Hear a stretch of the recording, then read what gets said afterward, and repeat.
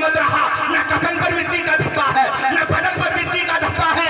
कोई ना कोई तो अमल होगा ऐसा जिसकी वजह से हजरात सब कुछ महफूज है। तो खुदा की कसम किसी पुराने बुजुर्ग ने जवाब दिया था कि हमने एक मशगला देखा था मोहम्मद बिन सुलेमान का, और वो मशगला ये था कि वो खाना खाते थे, दुरूद पाक पढ़ते थे, खाना खत्म करते थे, दुरूद पाक पढ़ते थे, सफर में जाते थे, दुरूद पाक पढ़ते थे, घर में होते थे, दुरूद पाक पढ़ते थे, रात को सोते थे, दुरूद पाक पढ़ते थे, सुबह को उठते थे, दुरूद पाक पढ़ते थे।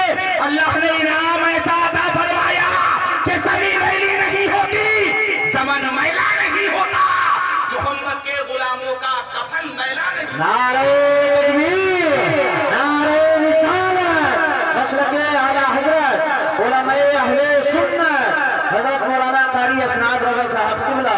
सुभान अल्लाह, बहुत खूब। ये वो निशानियां हैं हजरात जो अक्ल वालों के लिए आज भी इबरत है, बेशक। अक्ल वालों के लिए आज भी सबक है। और बार बार हजरात ये नजर आने वाले बच्चे थे, हजरात ये दिखाई देने वाले जनाजे जिनके कफन भी सलामत, बदन भी सलामत। मैंने तो हजरत मुआज के ताल्लुक से भी पढ़ा है, खुदा की कसम हजरात कई सौ साल के बाद में उनकी कब्र खुली थी, और कई सौ साल के बाद में कब्र खुलने के बाद आलम ये था कि कफन भी सलामत था, बदन भी सलामत था, जिस्म भी सलामत था। हजरात इससे पता क्या चलता है? पता क्या चलता है कि मौतें सबकी एक जैसी नहीं होती,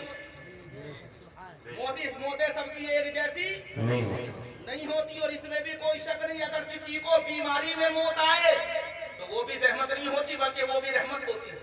रह गया मामला हजरात मोहतरम बीमारी मौत के आने का, तो घर वाले सोचते होंगे काश थोड़े दिनों और हजरात मरने वाला हमारे दरमियान रह जाता। बाप का भी दिल कह रहा होगा, और हजरात यकीनन माँ का और भाइयों का भी, घर वालों का भी दिल कह रहा होगा, इतनी जल्दी हमें हजरात छोड़ करके चला गया, इतनी जल्दी हमसे जुदा हो गया। तो हजरत शेख सादी का शिराजी का एक शेर है, मैंने पढ़ा है। हजरत शेख सादी शिराजी ने कहा था, हजरात उस्ताजुल उलमा यहाँ पर बैठे हुए हैं, गुलसिदा किताब मैंने इन्हीं से पढ़ी है। हजरात मोहतरम यकीनन इलाके की न जाने कितने उलमा के हजरात मोहतरम ये उस्ताद है, और हजरात इनकी उंगलियां पकड़ करके बल्कि जूतियां सीधी करने के बाद न जाने कितने लोगों को माइक संभालना, माइक पकड़ना आ गया, हजरात कुर्सियों पर बैठना आ गया। खुदा की कसम देखिए ऐसे लोगों की मेहरबानियां हो रही है, तो हजरात एक जमीन पर पड़ा रहने वाला भी हजरात कुर्सी पर आकर बैठ जाता है। बेशक, सुभान अल्लाह, सुभान अल्लाह।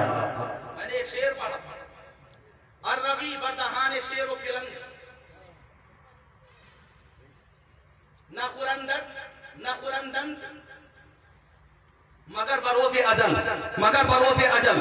हजरत शेख सादी शिराजी ने ये शेर कहा है, तवज्जो के साथ में सुने हजरात। इसका तर्जमा करता हूँ, तशरीह करता हूँ, इसी के ताल्लुक से थोड़ी सी गुफ्तगू करता हूँ, उसके बाद में अपनी गुफ्तगू को खत्म करता हूँ।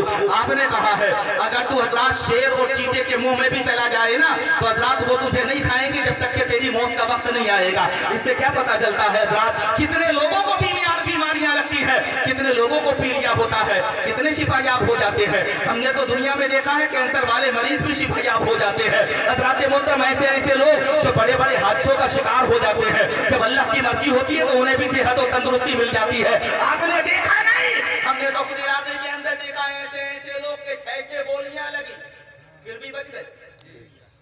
बचे के नहीं बचे?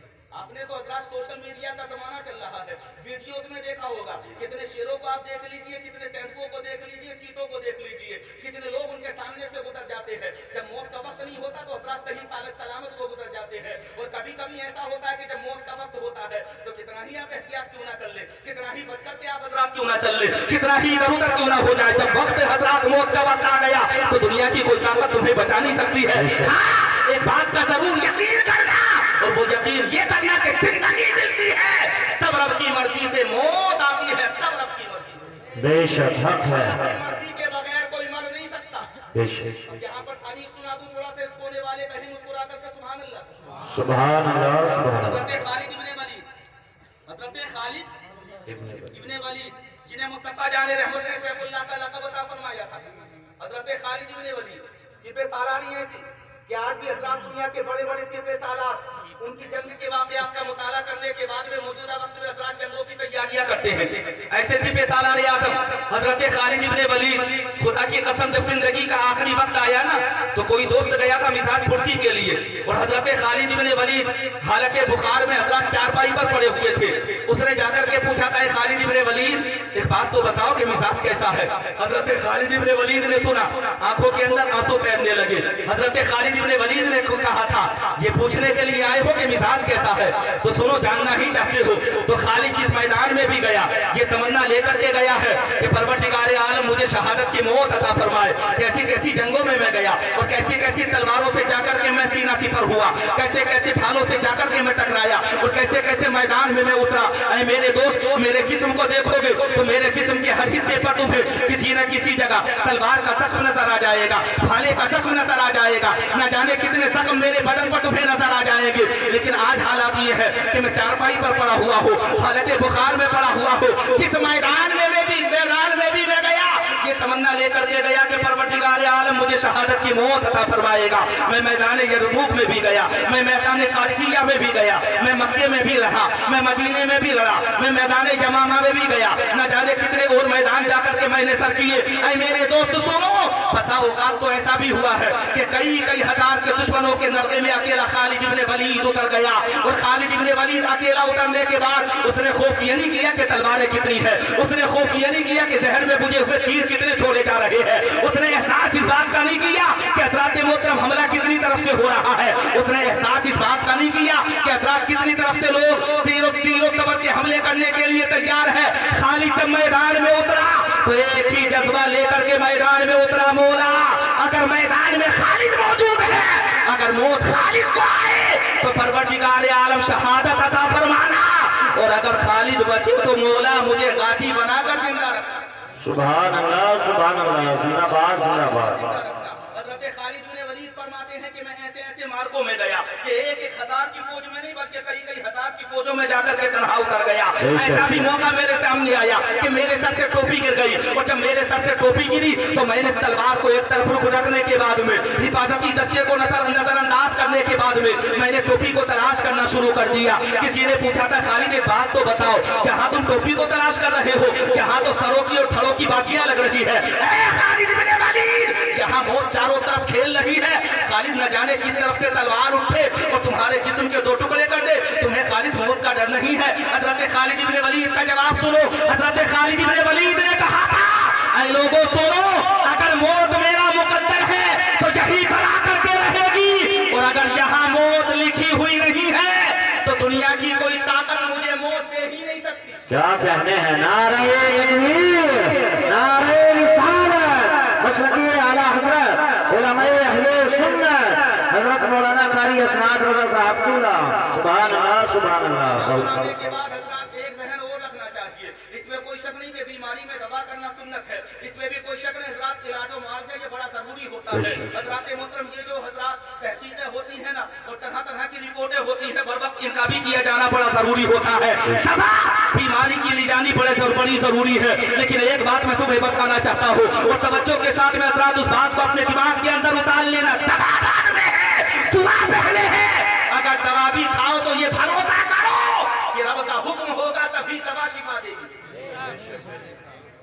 रब का हुक्म होगा तभी दवा शिफा देगी, और अगर रब की मर्जी ना हो तो बड़े बड़े दौलतमंद हैं, कैसे कैसे वीआईपी डॉक्टरों को वो दिखाते हैं। अपने इलाके का वो हादसा नहीं सुना आपने कि करोड़ों देने की तैयारी हो गई थी कि जान बच जाए, करोड़ों की तैयारी हो गई, अमेरिका से डॉक्टर को बुलाने की तैयारी हो गई, 1 करोड़ हजरात देने के लिए तैयार हो गए सिर्फ मरने वाला बच जाए। लेकिन अल्लाह ने हजरात जब मौत को लिख दिया और जिस वक्त में लिख दिया, जिस लम्हे में लिख दिया, दुनिया की कोई ताकत ना उसे घटा सकती है ना उसे बढ़ा सकती है। इसलिए यकीन कर लो कि हजरात जिंदगी के अंदर खुदा की कसम हजरात रब का हुक्म चलता है, रब का हुक्म और अल्लाह की मर्जी के बगैर कुछ नहीं होता है। हजरात ये मान लेना कि अगर हजरात किसी को भी मौत आती है तो अल्लाह की मर्जी से आती है।